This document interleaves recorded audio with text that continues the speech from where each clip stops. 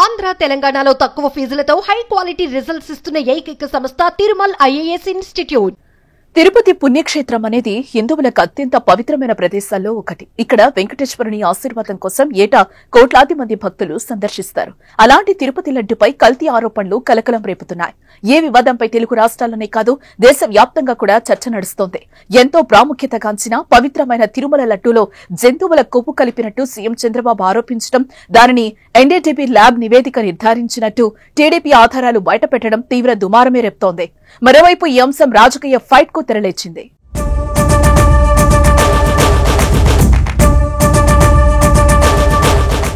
లడ్డూపై TDP చేస్తున్న ఆరోపణలను YCP కొట్టిపారేస్తోంది. CM చంద్రబాబుపై టీటీడీ చైర్మన్లుగా పనిచేసిన భూమన కరుణాకర్ రెడ్డి, వైవి సుబ్బారెడ్డి మండిపడ్డారు.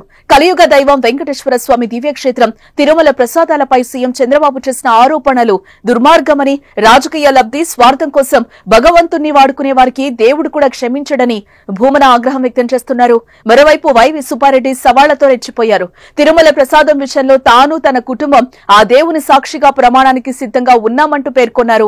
చంద్రబాబు కూడా తన కుటుంబంతో ప్రమాణానికి సిద్ధమా అని ప్రశ్నించారు. తాజాగా ఈ అంశం జనసేన అధినేత AP deputy CM Pawan Kalyan స్పందించారు.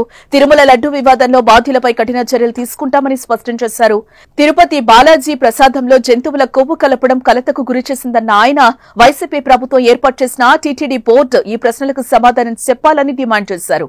లడ్డూల్లో జంతువుల కొవ్వు వినియోగించడం అందరి మనోభావాలను దెబ్బతీసిందని పవన్ ట్వీట్ చేశారు.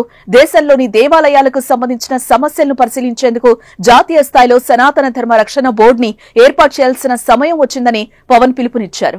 కోట్లాది మంది ఎంతో పవిత్రంగా భావించే తిరుమల ప్రసాదం కల్తీ ఆరోపణలు ఇప్పుడు హిందువులందరినీ విస్మయానికి గురి చేశాయి. ఇలాంటి ఆరోపణలు రావడం బాధాకరంగా ఉందని భావిస్తున్నారు. ఇవి తిరుమల పవిత్రతను దెబ్బతీస్తాయని ఆందోళన చెందుతున్నారు. మరి ముందు ముందు ఏం జరుగుతుందో, ఎలాంటి నిజాలు బయటకొస్తాయో చూడాలి మరి.